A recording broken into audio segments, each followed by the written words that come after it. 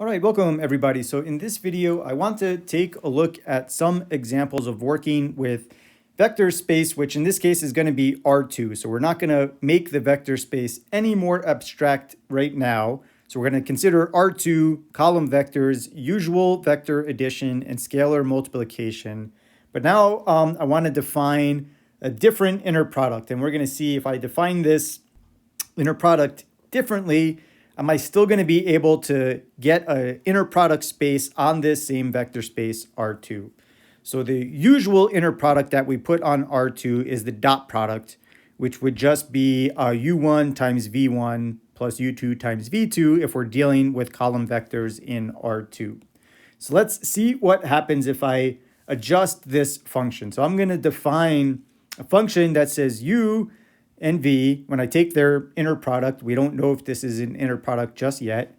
I'm going to multiply the product of U1 and V1 by 2, and then add that to 3 times U2, V2. So what happens when we put some coefficients here? Is that going to affect any of the 4 properties that need to be satisfied for this function to be an inner product, and therefore this vector space to be an inner product space?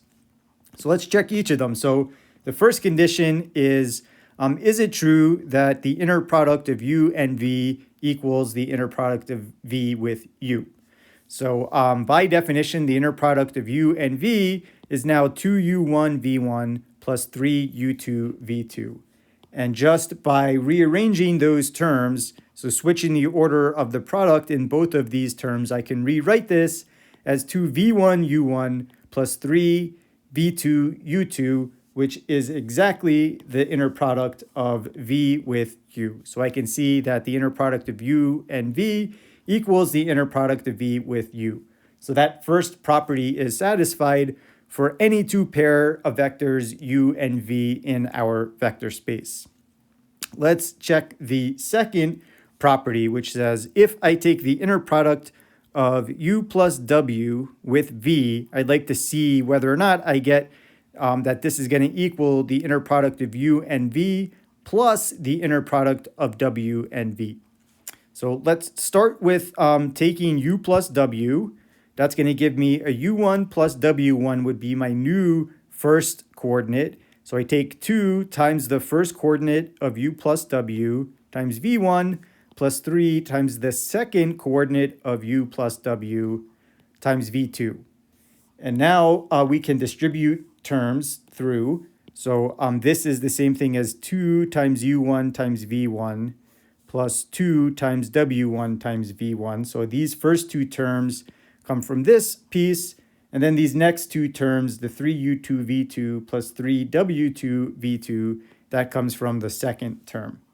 And now we can group our terms into 2 pairs. So this pair over here plus this pair over here, that's going to give me exactly the inner product of U with V. And then we have this term here along with this term over here is going to give us exactly the inner product of W with V. And this first term was the UN, inner product of U with V. So what I can see here is taking the inner product of U plus W with V is going to equal the inner product of U and V plus the inner product of W and V. And this is true for any vectors U, V, and W that we pick in R2. So condition number 2 checks out. Condition number 3 deals with scalar multiplication by a scalar C. So if I take C times U and then take the inner product with V, that would give me 2 times CU1 times V plus 3 times this scalar C times U2 times V2. And then we can pull out this scalar C from both of these terms. So we can rewrite this as C times the sum of 2U1 V1 plus 3U2 V2. And this is exactly the inner product of U with V. So this is equal to C times the inner product of U with V. So property 3 checks out. And now we've got one more property to check out, which is what happens when I take the inner product of a vector U with itself. And so by the way we've defined this function, we're going to get 2 times u1 times u1. So we get 2u1 squared plus 3u2 squared. And since this term, 2 times a number squared, has to be bigger than or equal to 0, and 3 times u2 squared has to be bigger than or equal to 0, when we add two numbers which are bigger than or equal to 0, the result will be bigger than or equal to 0. And moreover, we're going to get equal to 0 if and only if both u1 and u2 are both 0. If either one of these is non-zero, then this is going to be bigger than 0. So the only way that we get inner product of u with u equaling 0 is if the vector u is the 0 vector itself. So in order to check whether this new function satisfies the properties to be an inner product and therefore give us an inner product space, we needed to check whether that function satisfies 4 properties. And we just checked that it satisfies all 4 of these. So this is a inner product space. So this function that we defined up here does give us an inner product space.